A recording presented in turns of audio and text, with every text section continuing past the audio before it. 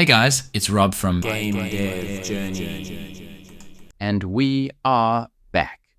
Another day, another developer diary, and today we're looking at Rack and Slay, made by Fabian from Ludoculture Games. Rack and Slay brings together the classic tropes of a roguelike dungeon crawler, randomly generated levels, enemies to defeat, loot to collect, builds to create, with the core gameplay of billiards, i.e., hitting balls into other balls to push them into holes. Some concrete inspirations for Rack and Slay are Oro, which was grid-based but revolved very much around bumping monsters around instead of the old hitting them to deal damage.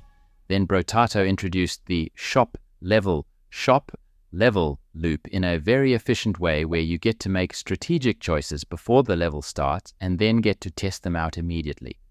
And finally, Pocket Run Pool, which was mostly a normal billiards game, but had a fun high-stakes mode that would, for example, randomly place bumpers on the table, kind of similar to the obstacles in Rack and Slay. Since Fabian had got quite comfortable using Unity throughout the years, he stuck with it for Rack and Slay. Now, that was before all the big monetization model drama, of course, so we'll see what the future brings. As always, I asked the team if they had any advice for fellow devs, and this is what they had to say. As much as I'm an advocate for learning about game design theory and reading a bunch of great books on the topics, such as Keith Bergen's Clockwork Game Design, Richard Garfield's Characteristics of Games, or Tynan Sylvester's Designing Games, nothing can replace just making games yourself.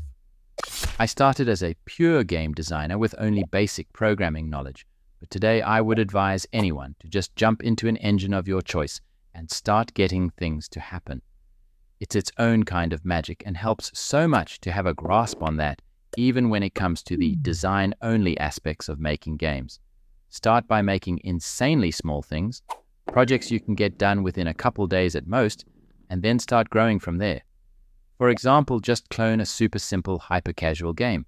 Write your dream game ideas down somewhere in a document, but don't start working on them as the first thing.